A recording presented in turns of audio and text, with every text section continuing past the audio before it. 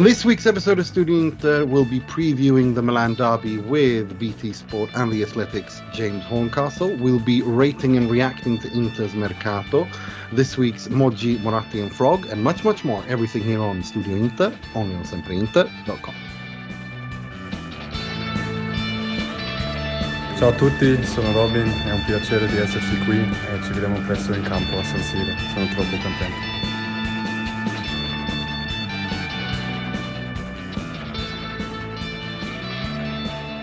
Benvenuti, bentornati to another week and another edition of StudioInter. I'm your host, Nima, wishing you happy Mercato, or happy ending to Mercato. And it has been a happy Mercato for the first time in a long time, after three really horrible windows. But before we get to all of that, and there's we've got quite a week coming up. We've got quite a few weeks coming up. In terms of important games with Roma in the Coppa Italia, Napoli in the Serie A, Liverpool in the Champions League, but more importantly, AC Milan in the Derby della Madonnina this weekend. But before we get to all of that, let me introduce my panelist. He's the preview writer on SempreInter.com. Welcome, Mr. Mohammed Nassar. Hello. Good to have you. And we're also joined again for the second week in a row. He has a YouTube channel called the Uncle Sharma channel. Welcome, Rahul. Thank you very much. Second week in a row, more appearances than Stefano Sensi for Inter. You've got better physique than him as well, I'd say. That's not hard. No, that's really not hard. And we're also joined by Jake Smalley, who writes a weekly column called 5 Things We Learned from Inter on SempreInter.com. Welcome, Mr. Jake Smalley. Good evening. Can I call myself a regular now? Or? Yeah, you can. You really can. You really can. Thank you. I think you are. And we're joined by a very good friend of the show. He writes for The Athletic. He holds up the Italian flag and the Serie A really well for The Athletic. And you can see him every week on BT Sport on Golazzo, talking about the Serie A together with James Richardson. Welcome back, Mr. James Horncastle. Pleasure to be back, Nima. Always good to have you. I mean, let's start with the derby. Derby on Sunday. When we had you, when you were on earlier in the season, it was pretty early on, and it was after that crazy Mercato and everything that happened. Conte leaving and Simone and all that. Things have gone really, really well for Inter since then. Won the got through top of the Serie A, got through from the Champions League for the first time in almost a decade, or in a decade. Won the Supercoppa against Juve, even though that's a Coppa del Nonno. It doesn't matter. We beat Juve. That's the only thing that matters. And now Coppa Italia as well. A very interesting Mercato.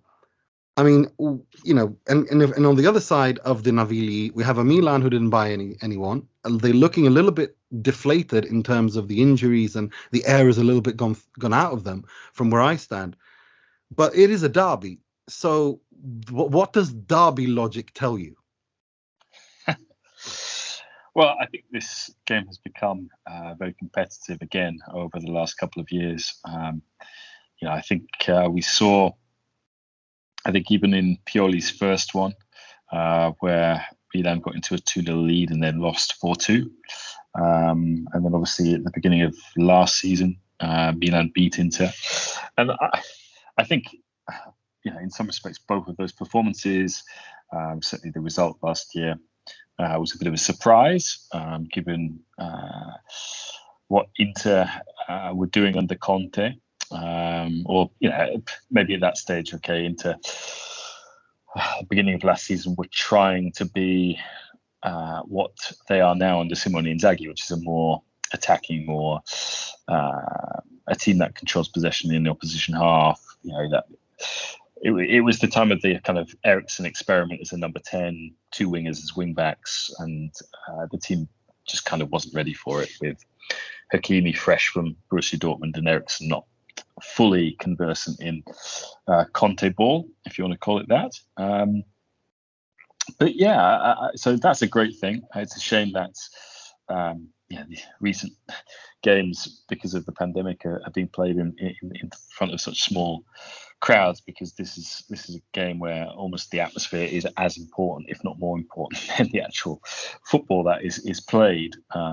It's great to see the Curva Sud and the Curva Nord take each other on with their choreographies. I think from Inter's point of view, this season has gone better than expected. In terms of there was a lot of uncertainty around the club last summer. Losing Conte was one thing, but then losing Hakimi and Lukaku was another. At the same time, it was only 2 players, and I think what made this squad special, or what Conte made special about the squad, was that they've got a very good spirit about it, a mentality ingrained in them that would endure. But at the same time, I think it was difficult to predict that it would endure at that time. And also with Allegri coming back at Juventus, I think a lot of people, including myself, thought that would make them more competitive than we've seen from Juventus up until now. With Milan, again, they started the season really, really well. This was one of the points, I suppose, through mid-September into October with Inter, was that they weren't getting results in the big games. But those games were decided by very fine margins. Ultimately, Inter should have won the derby, the reverse fixture. If Lautaro kind of converts his penalty, I think they were the better side. I think Barella had a shot cleared off the line by Tavallaey. And likewise, the Atalanta game, if Di Marco scores a penalty, they win that one. And the Juventus game, that was a late equaliser, from that kind of penalty, Dumfries Alexandro. So Rigorino, il rigorino. Yeah. So I mean, at the moment, you look at the table, and Inter are 4 points clear with the game in hand. I mean, they could already be 7-10 points clear. I think what's really impressed me about Inter, there are a few things. One is how good they are at reacting to circumstances. So, for example, Eriksen and his cardiac arrest, they had a kind of instant answer, which was to move for Çalhanoğlu. If you look at the recent news in the transfer window, Correa gets injured. Okay, do a deal with Caicedo, someone who Inzaghi knows, and is quite happy to play that bench role. You can even go back to the appointment of Inzaghi himself. Inter were trying to do everything possible to retain Conte, keep him. He walked, and the morning after Inzaghi had said yes to extending his contract to Lazio, he was at Inter. So all of those things have worked out really, really well. And I think Marotta deserves a lot of credit for that. And then I think the system is the same. So the players kind of are comfortable in it, but they're being asked to do different things within it. And I think they're enjoying that.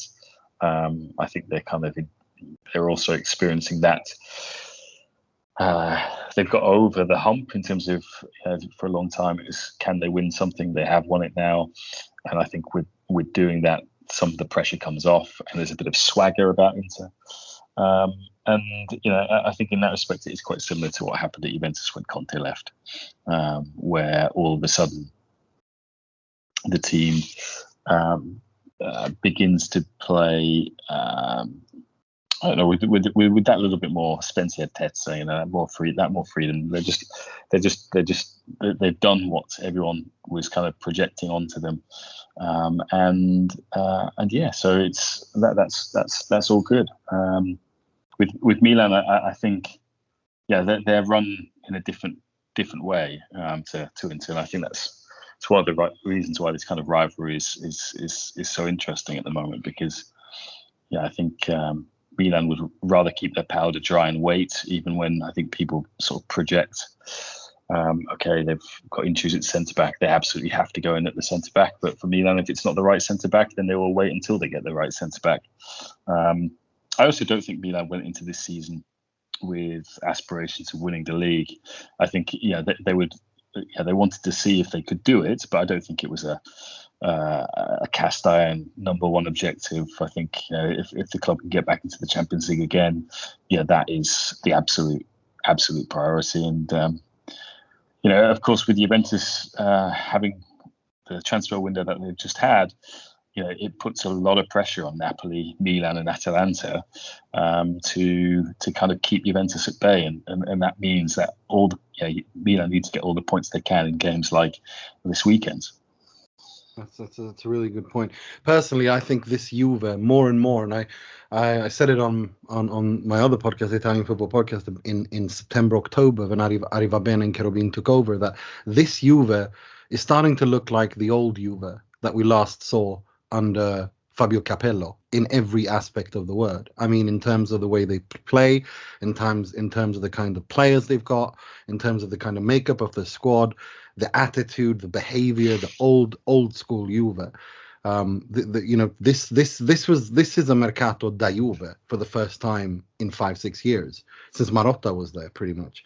And I'm looking at Allegri, with his 4-4-2 and the number of the players he's got out, the winger, the Nedved type winger in Chiesa who's injured, the promising young striker with a Balkan name in Vlahovic. Back then it was Ibrahimovic. The number 10 veteran captain Dybala, Del Piero, who's a little bit, might be coming down a little bit. And then you look at that midfield and he's looking for the physicality, but also, ingenious. He wants that kind of, he wants Locatelli to create. Now I see a lot of parallels between that Juve, Capello's Juve and Allegri's Juve. I'm keen to hear what your thoughts on that are.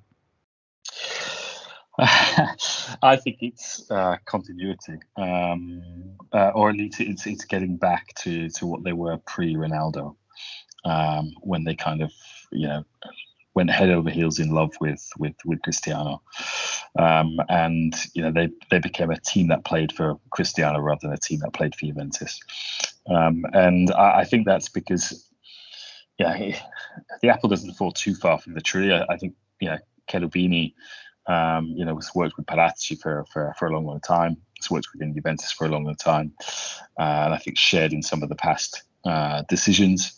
And we know what Allegri wants, which is, Allegri, he believes that this is a team that has a lot of players who have the skill set to play on the transition. He's always valued physicality. But you can see that in the way Juventus constructed some of their other midfields. I mean, sort of Khedira, Matuidi. I think even the acquisition of Ramsey on a free transfer, but that was done on the basis that he's a Premier League player, used to playing high tempo, box to box. We just didn't bother to look at his injury record before we signed him. The criticism of Juve over the last few years has been all directed towards the midfield, it not having enough finesse, enough skill, and I think even Locatelli. I think Locatelli is a player who is not necessarily misunderstood, but he is a great screen for the defence. He's a great tackler and reads the game very well, and is someone who can do both phases in a way that I think gets played down. The bit that gets played up is he was in a De Zerbi team. He must be some kind of skillful playmaker, and he has got some attributes like that. But I think he's a very well-rounded midfield player. But let's see what happens. I think Juventus are a club that want the expectation of being a title contender. That's obviously not where they are right now. But I think if they'd started the season with this team, maybe the title race would be closer. But at the same time, going into the second half of the season, I don't know whether this team will instantly click. I don't know whether they will all of a sudden start creating more chances for Vlahovic, because creating chances has been difficult for them, either because of the way Allegri has set them up, or Dybala being in and out of the team, Chiesa also being out injured. Dennis Zakaria is someone who can play box to box. I think it does fit that kind of Allegri ideal of sort of a player who can maybe tip in from midfield with a few goals, but also has that athleticism that he wants. And we're going to have to see if I think Vlahovic is the real deal, but will he hit the ground running? So I think there are still a few question marks about Juventus. I think in the mid to long term, they're going about assembling this team in the right way. But anyone who watched Juventus Milan before this mini international break, would be kind of discouraged and kind of persuaded by the urgency to actually intervene and sign players who can maybe get the team more goals, which I suppose probably brings us on to Milan, given they weren't much better in that game. And I think certainly internally, I think that was, I wouldn't say alarm bells were ringing, because I think they're already aware that the team hasn't been creating as well as it did at the start of the season, in part because Brahim Diaz has faded. He started really, really well and hasn't really been able to sustain that. And so, as much as I think the media were projecting the need for them to sign a centre back, that was the number one priority. I think internally they were looking for a number 7 or a number 10, someone who could help spark that attack back into life. Yeah, for sure. I'm going to hand you over to Mo. Mo, did you have a question for James? The floor is yours. Yeah, hi, James. Quick question. So assuming Inter do win, or at least not lose the derby, and Gosens recovers in time to make the Champions League fixture, seeing how far Mane and Salah are progressing in their respective AFCON campaigns, what percent chance do you give Inter of progressing through the tie against Liverpool in the Champions League? Right now. Oh, wow, what a question. I don't want to give a percentage, but I think of the 4 Italian teams in Europe, or that started the Champions League, the team that I'd now be most confident about of putting in a competitive performance against the top Premier League side is Inter. And I think that's for a few reasons. I think I actually think that this team has acquired a reasonable amount of European experience. After listening to Conte in year one, kind of saying this team, it's not used to playing Champions League, and if it is, it's because they're not getting out the group stage. And they reached the Europa League final. I know people always kind of laugh at that and go, "Oh, Europa League final," and they lost it, so it doesn't mean anything. But I think for players, it really does mean something. It meant a lot for me watching Banega make fun of Conte's wig. I love that. I think everyone loved that.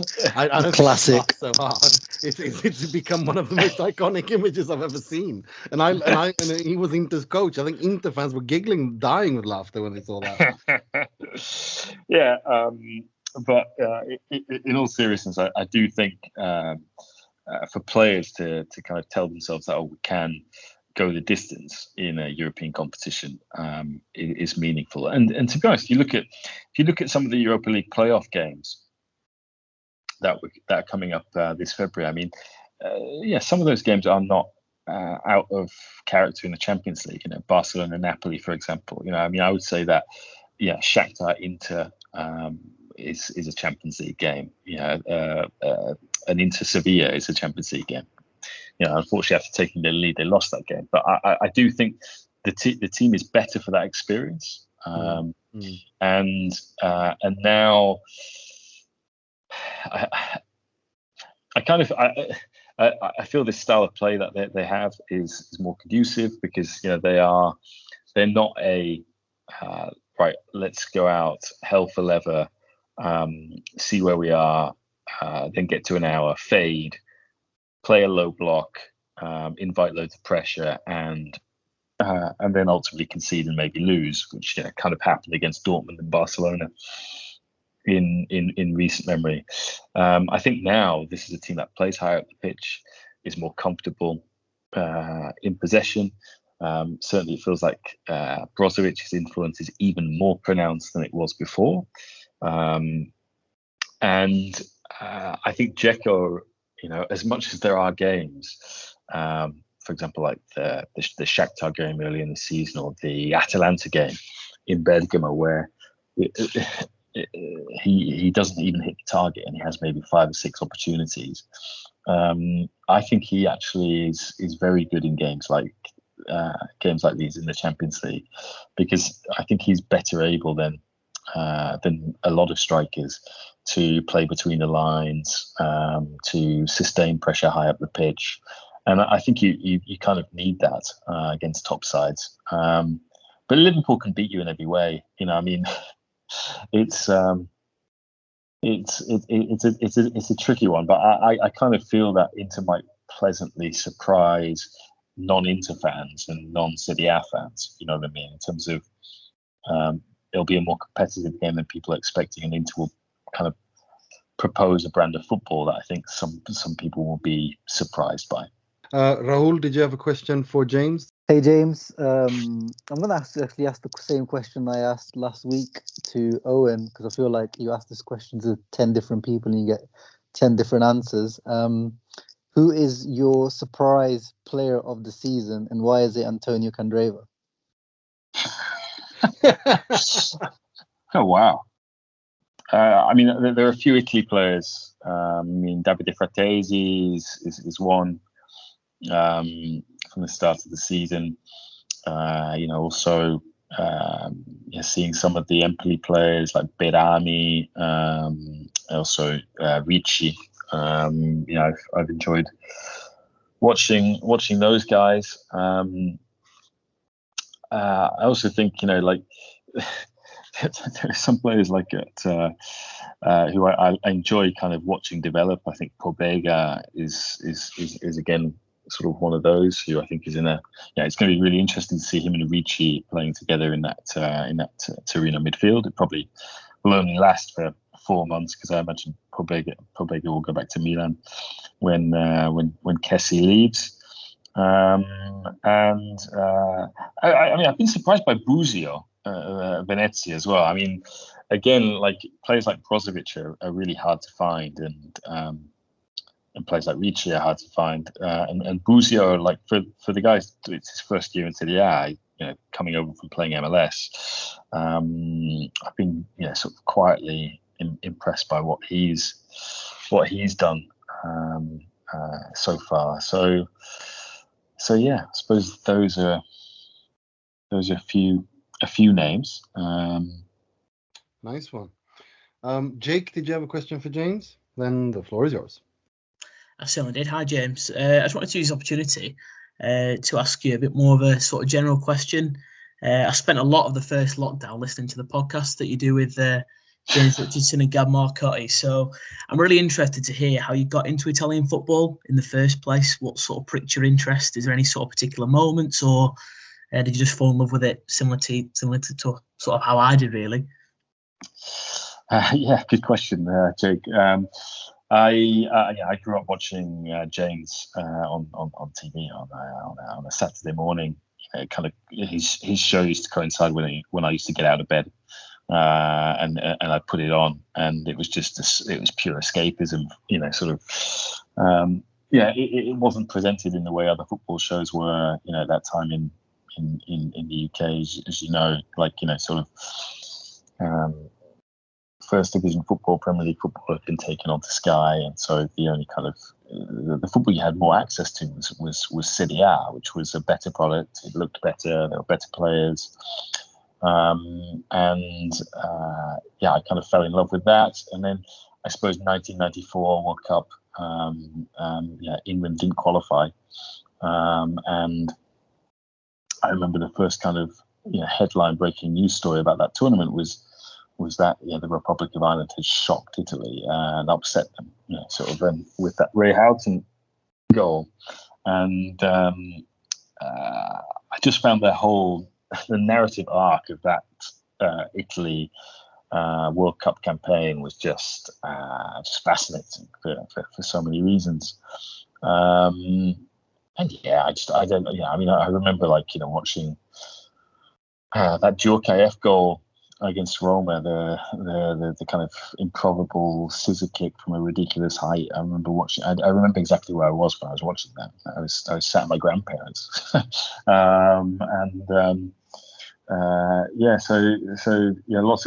lots of moments like that, and then.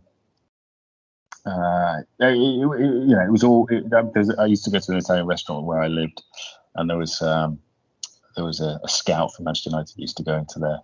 He would always ask me about Serie A. He'd indulge me, and I used to just talk about it and pretend I knew what I was talking about, which I still do. That's fantastic. That's it. Oh dear. That's that's a great story. I wanted to just before we let you go. I mean, based on the Mercato and everything that's happened in this Mercato, who do I mean? I can't remember who you predicted was going to win the Serie A. But do you? I mean, I had Inter winning, and I still do have Inter winning. And I have Napoli finishing second, Juve third, and Milan fourth, and Atalanta just finishing out. What is your top five? What's your revised top five? Roma are in it. No, they're not. Much to your annoyance, I can imagine in here. But I do believe in Mourinho's project. I think I believe in it a little bit more than you do, because you seem a little bit skeptical and think they should have done more. I think this is exactly what you can expect from that squad and where they are, given the mess that was left from the previous era, from the previous era, the coaching wise as well as Palotta wise.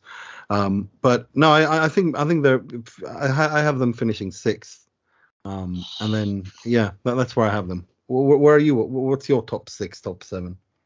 I mean, so Inter will win it. I thought they would be better than they were, but I think I picked Juventus at the start of the season. And I'm happy to kind of own up to that. Napoli have a manager who has been asked over and over and over again to get teams into the Champions League, and he does it. I would have loved to have seen Spalletti win the Scudetto this year, given how well they started. I also think he's kind of a much better coach than people think. I think he's had a kind of quite profound influence on the Italian game. But it's Napoli, and they always strike me as that they're a team that on their day play the best football in Italy. I think the best performance that I've seen from Italian sides so far this season was Napoli against Lazio. They're absolutely outstanding in that game. But there's something kind of flaky about Napoli in that I'm not sure they will finish second. And they're never too far away from a run which could leave them outside the top four.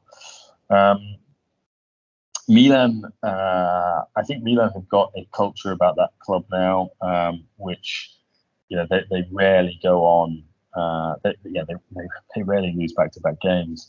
They are in a sticky period at the moment. I think this break will have done them good, even though they haven't kind of added in the way that Inter and Juventus have. The team that I'm kind of most curious about really is Atalanta, because Atalanta they haven't been as explosive this season. Aren't scoring as many goals. Bordiel, for example, I think has been a disappointment. This season. And Ilicic, I hope he gets well soon, but he's on compassionate leave. Boga, I think Boga could be an absolutely fantastic signing Gasperini for Atalanta, and that he's one of those kind of mercurial talents who may all of a sudden find consistency there. But I think losing Gosens, as much as Petzela has done well in the last two and a half months, I think Gosens, was one of the most decisive players, not only at Atalanta, but in Serie A. I think a lot of teams looked at that and thought, wow, okay, we're going to have to defend our far post. We're going to have to defend Gosens, because the number of goals he scored over the last 3 years has been, as good as anyone in Europe's top 5 leagues and in his position. So, look, Atalanta tend to finish the second half of the season, very, very strongly. But I do wonder, is this the year where they maybe miss out? So, I don't know. It's tricky. I'd say Inter. I mean, Juve have got how many points to make up to get to second? And what that's sort of. It's 49 versus 42. I wouldn't rule out Juventus finishing second. And then I think it'll be Napoli Milan. So I think Inter Juventus, Napoli Milan, Atalanta, Malincuore, as they say. And then I'm really curious to see with Roma. I think the squad is better than it's showing. Ultimately, the club decided to get rid of Dzeko. Club decided to get rid of Pedro. Club decided to let Florenzi be a backup for Milan rather than a backup for Karsdorp. I think Oliveira's made a very good impact since he's come in in January. This team has so many ups and downs. I was expecting the team to defend a lot better than it has over the course of the entire season. I perhaps wasn't expecting it to be as kind of fun to watch from an attacking point of view, but that fun is kind of mitigated by the frustration of the fact that it's not a team that defends particularly well, and I think that's just I tend to think that's just something you should expect of a Mourinho side, not a defensive team, but a team that defends well. That's true. That's fair. And I think those are two pointers on which he was hired to do better at, which is to make the team defend better, and to do better in the big games. And I think as much as people may kind of say they've done quite well in some of those big games and not got the result. Fonseca did get that benefit of the doubt. Good performances and bad results in big games were forgotten quicker than good performances and bad results in big games under Mourinho. And I think, frankly, the worst for me wasn't so much the Bodo Glimt game; it was the Milan game at the start of this year, where Milan had sort of Kalulu and Gabia at the back. Kessie wasn't playing. Krunic was in midfield. They had ample opportunity, Roma, I felt, to win that game. And they lost 3-1 and they were appalling. And I just think Fonseca would have been absolutely slaughtered for that. And instead, it's a squad that just as Inzaghi lost Hakimi, Eriksson, and Lukaku, big players, and has been able to kind of kick into Ron. Roma lost Dzeko, Pedro. Florenzi was already on loan last year, so it's not an equivalent. But the rest of that squad was there, and it's had quite a lot of money spent on it, and it reached the Europa League semi-final last year, and was in the top 4 at this stage last year. So I don't think it's good enough, really. And as much as he's been given a 3-year contract, and you should be patient, and I would be patient, but I just think if you're judging the manager on the performances rather than judging the name. I mean, if it was Fonseca in this position, they would be calling for him to be sacked already. And this 3-year deal, it wasn't to get Roma back into the top 4 in year 3. It was to get back into the top 4 in year 1, and then see where you are, see if you can win things. That's. They might win. They might win the Coppa Italia, but then again, who are they playing in the next round? Yeah, that's it. They're playing Inter at the San Siro, and I look at that game like this: that if Inter win that game, I think they're going to win the Coppa Italia. But if they don't, then Roma will go to the final for all the way. I'm actually with you on that.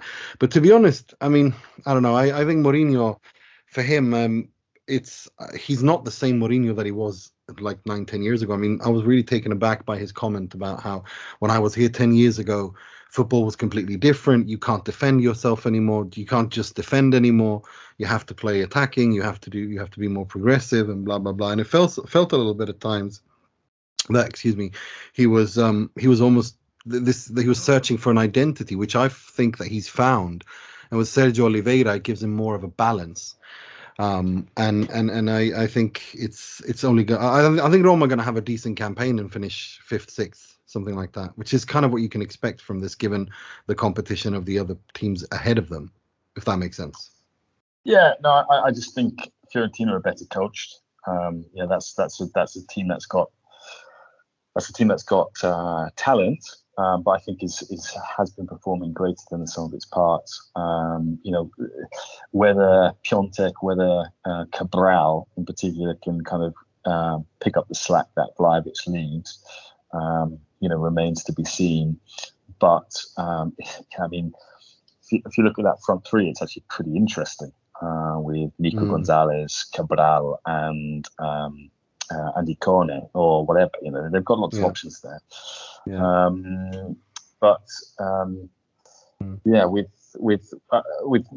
I've been impressed by Oliveira more so than Maitland-Niles. I think Maitland-Niles, if Castor's fit and healthy and rested, he will continue to play on the right hand side, and then it's a case of when does Spinazzola return. As much as people would say, Jose's been without Leonardo Spinazzola all season. Fonseca was out without Nicola Zaniolo for the best part of, I'd say all but 6 months of his time there. So we will see. I think it's the great thing is that it's behind Inter. It's actually very difficult to put these teams to know exactly where these teams are going to finish, and I think that's a really good thing that Serie A has and other leagues apart from the Premier League don't have. I hope they win the Conference League. It would be pretty cool for him to win the inaugural Conference League, and then he will kind of won all the 3 European competitions. Before we let you go, can you just give us a quick derby prediction? I think Inter will win 3-1. From your mouth to God's ears, James Horncastle. Who do you think will score? I'm hoping for Çalhanoğlu hat-trick then.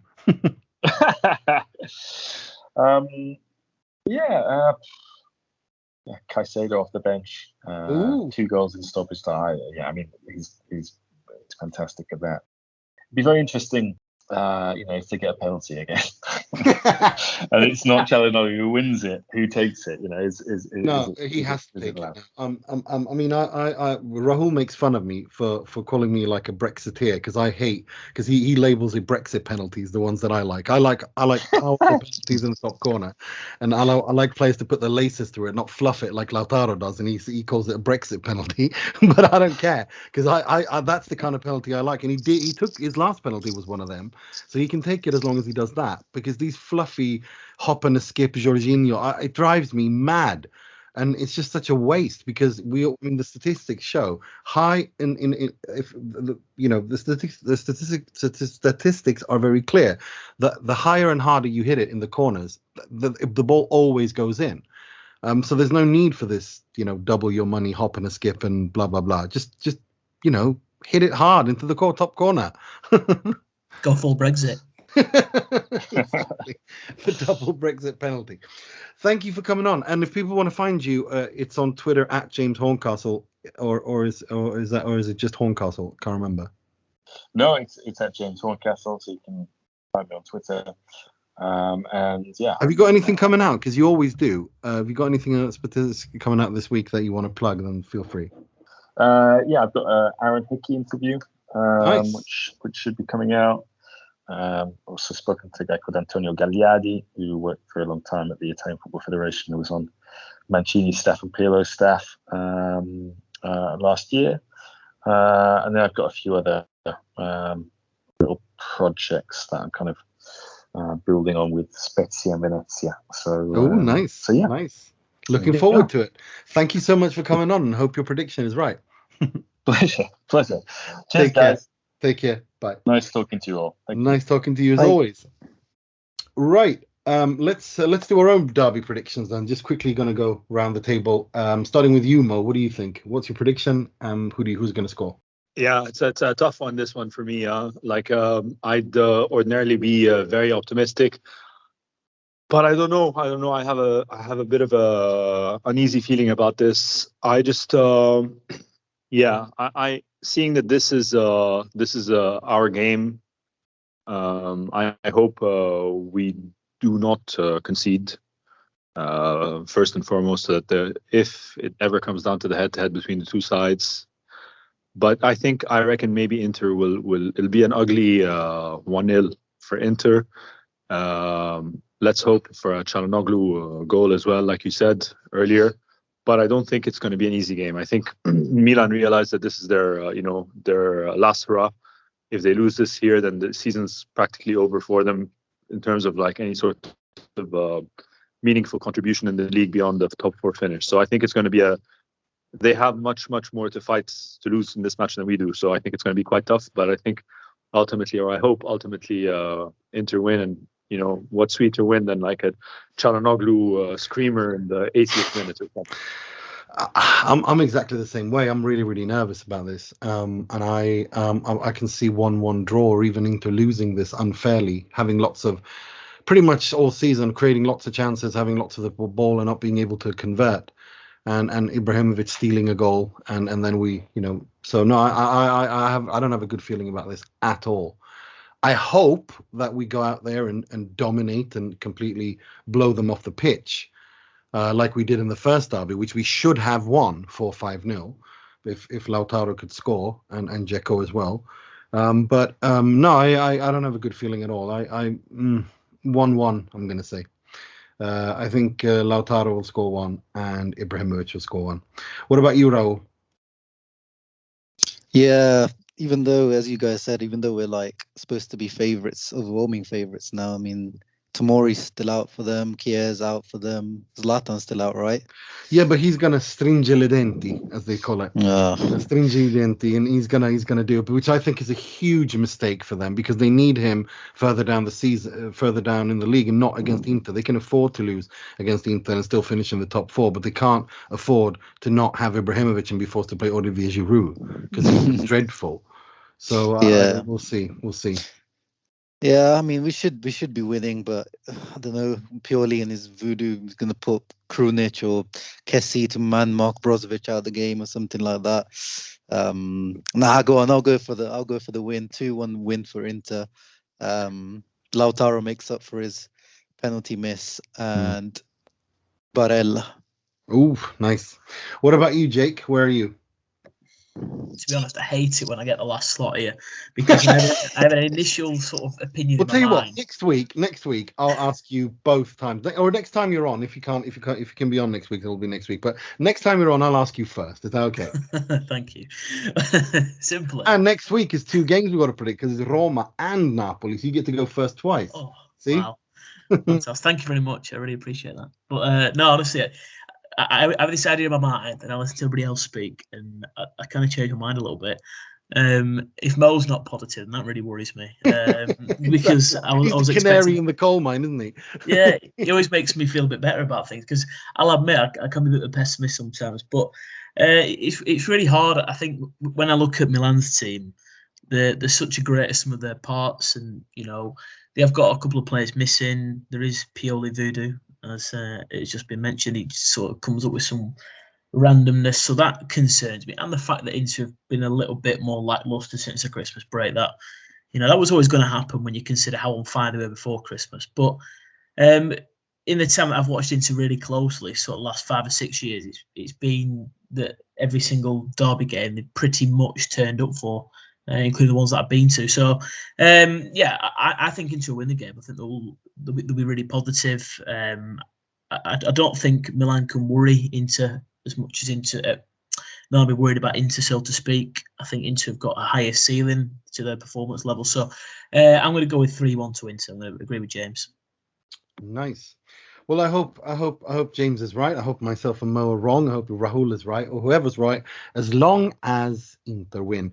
Let's talk about the Mercato, because it has been. I mean, it started off. I had zero expectations. I mean, going into this, you guys know, and I really didn't. I was hoping that maybe we'd get a backup striker for Dzeko, and then out of the blue, Marotta signs Robin Gosens, who, when fit and when in form, is, in my opinion, the best left wing back in the world, without a doubt.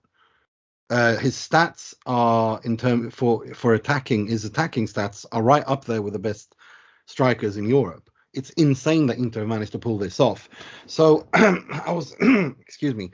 So I was thinking we do the old Italian rating 1 to 10, and then you can say why. I'm going to go first, and I'm going to give Inter a 9. Because I think Gosens, for that price, 25 million plus 3 million in add-ons, and getting a replacement and a backup for Dzeko, which was the most important for me. And I actually think Caicedo is a decent signing, because he's an Inzaghi player. He knows Inzaghi inside out. He knows what Inzaghi wants. He's played for him for 4.5 years as a backup player. And he is a big, strong physical presence. I mean, he's known for his late, goals at the death, and I think he will do exactly that. He will provide the cover that Inter don't have. I'm sorry to see. I would have given it a 10, because if they'd kept Stefano Sensi, because I still think that there is a role for him to play. But him, that kind of ruins it for me, and also the fact that they were unable to maybe to sell. Some of these, to raise more revenue, I guess is what I'm trying to say.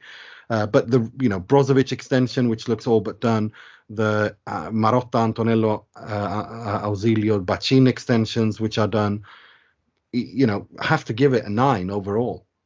So what about you, Rahul? What's your rating, and and why? Yeah, kind of similar. I gave it an 8 out of 10 personally.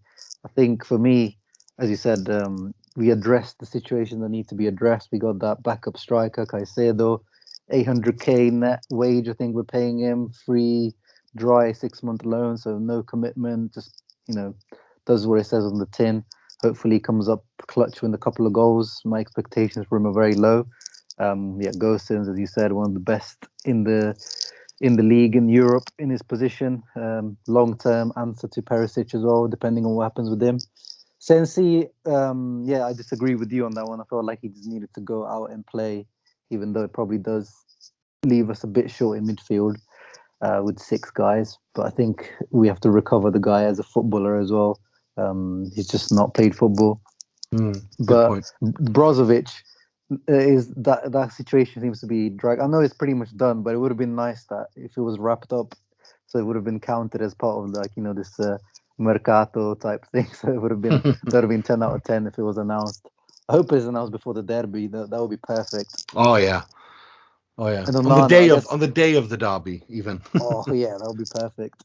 And Onana, I guess I'm counting that as well as part of this window as well. So yeah, really, really good transfer window. 8 out of 10 for me. What about you, Mo? What rating do you give it? Yeah, I think all the reasoning is there. I agree with both Rahul and yourself, Nima. I think it's a very strong Mercato, particularly since that Gosens thing, like we all said, came out of the blue, and it's a pretty damn good signing. My knock isn't the Sensi again, like Rahul said, it's not the Sensi departure. I think it's ultimately better for the player and subsequently for Inter. But I think, like you said, Nima, it's the failure to generate revenue. All these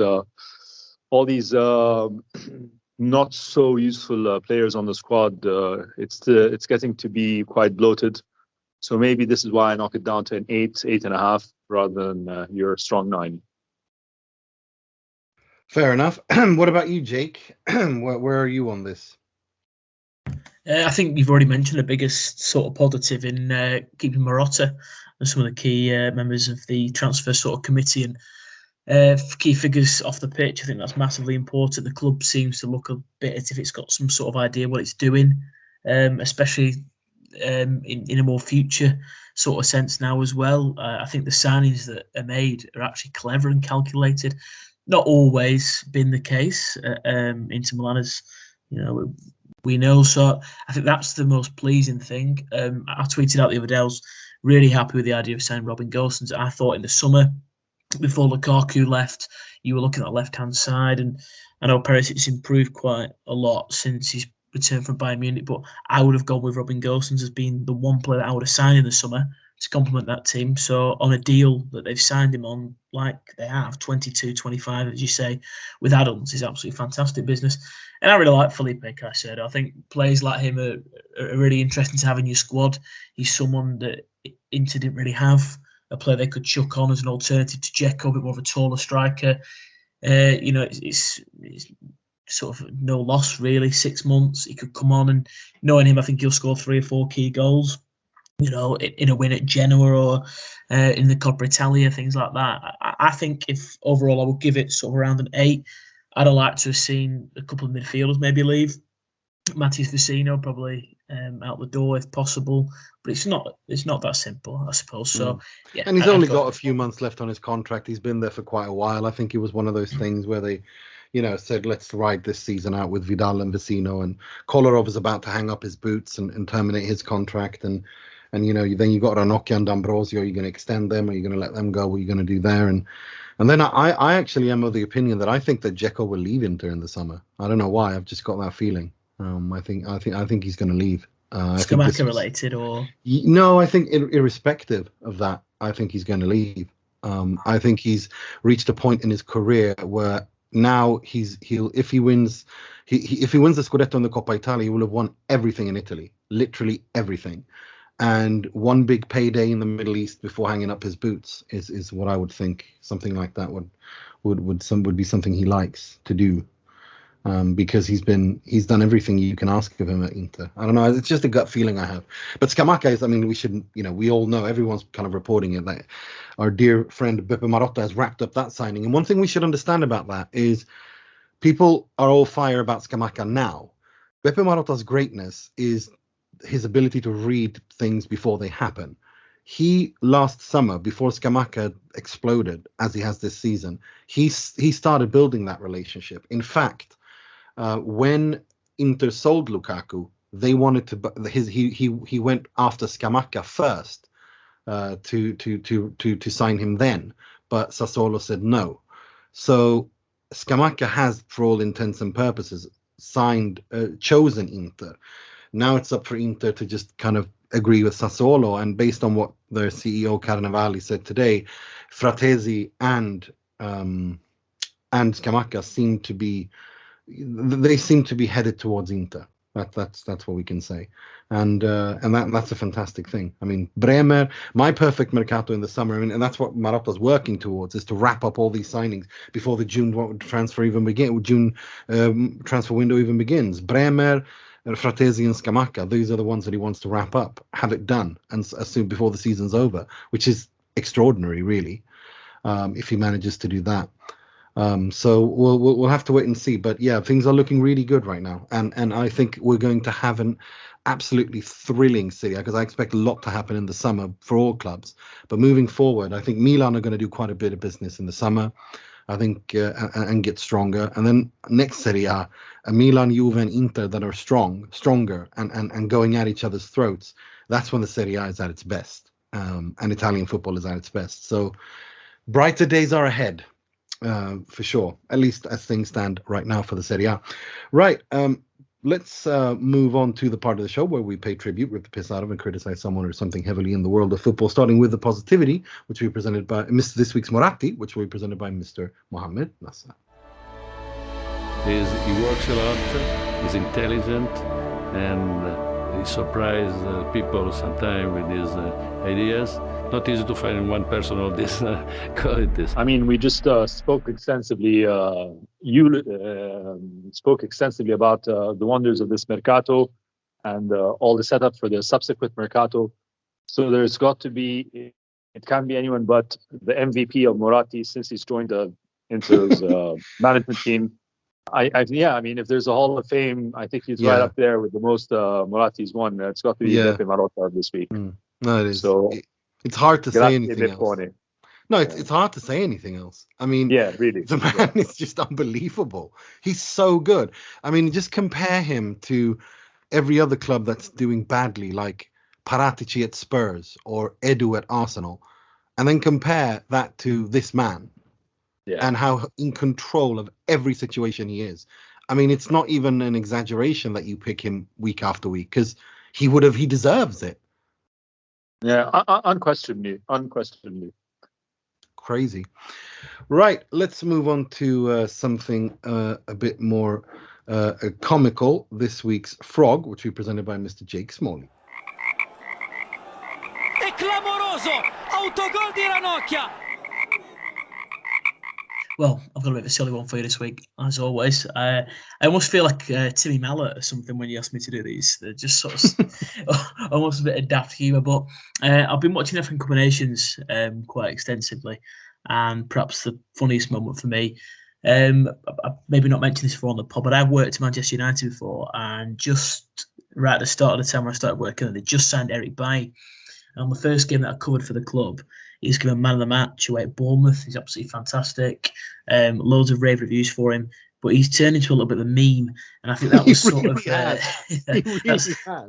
that was really typified by his performance in the quarterfinals during a penalty shootout against Egypt, where he decided in the height of all African Cup of Nations moments to deliver a no-look penalty, which he missed. Oh, Nima's favourite.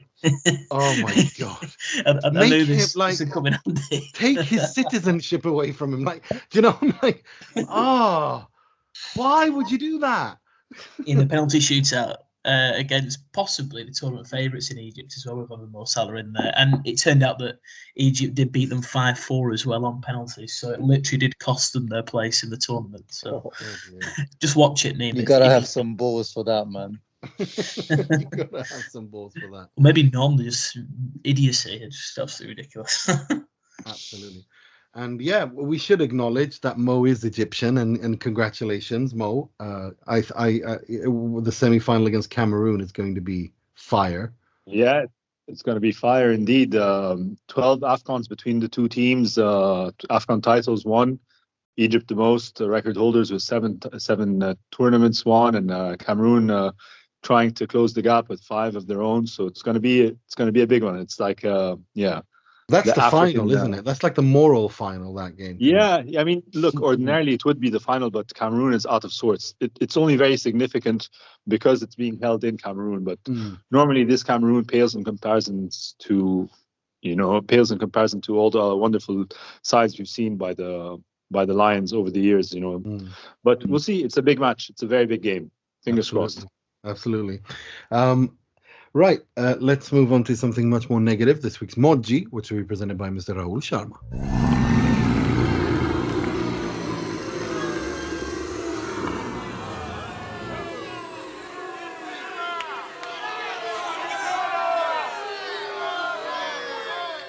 You guys actually mentioned him just a little while ago, and I wouldn't be surprised if Moggi was known to be pulling these types of moves. It's Paratici over at Spurs.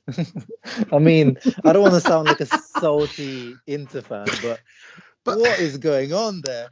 Like, there's got to be something. There's got to be investigated, man. Like, how is this guy buying Rodrigo Bentancur For what, 25? No, 30 90 million? million plus 6 million in add-ons. Oh, okay. Oh, now you're gonna have the exact figures, aren't you? Yeah, yeah. Because you like Bentancur. No, it's not that I like. Look, I think they're good players, but Wait, let me finish. And Kulusevski, which, I like him, and I like him merely because you turned me on to him and you convinced me about him.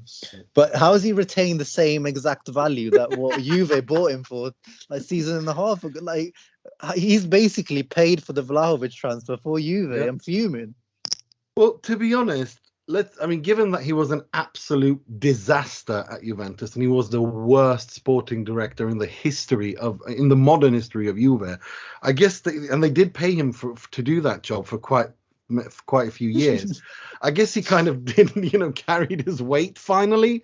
But yeah, it does look weird, and people are like, it's like, Juve fans get all offended over everything, and it's like, well, if you were just to read up the facts to someone who doesn't know anything, they'd be like, sorry, what was that?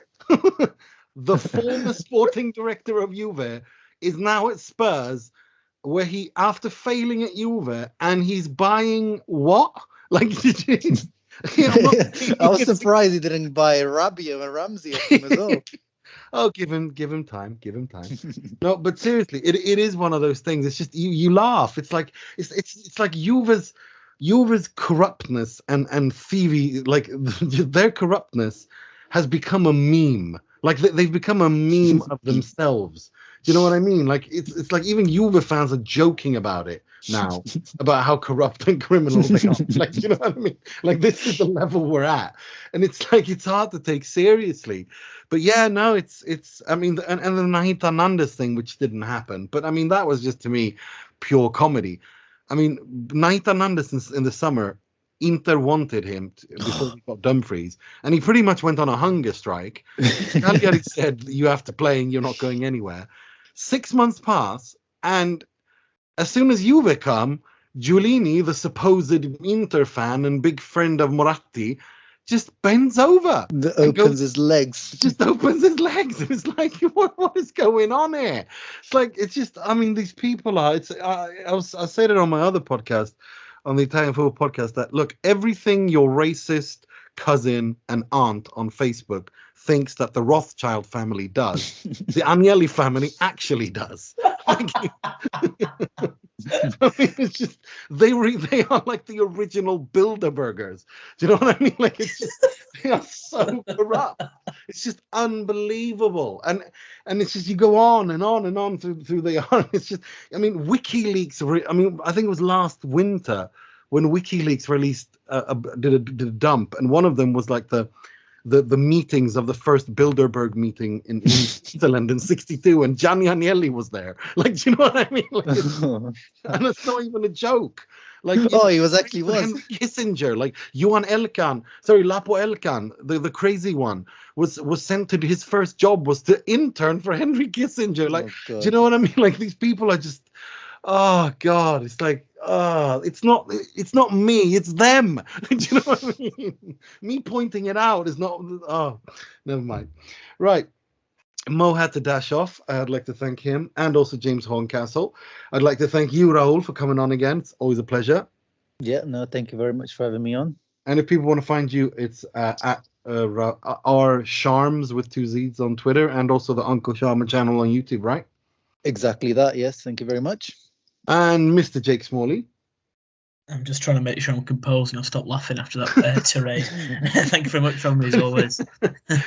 Oh, dear. Well, that's all we have time for this week. My name is Nima Tavallaey, wishing you a good week. Stay healthy, listen to your health authorities. 3 points, a derby win. Sempre e solo Forza Inter.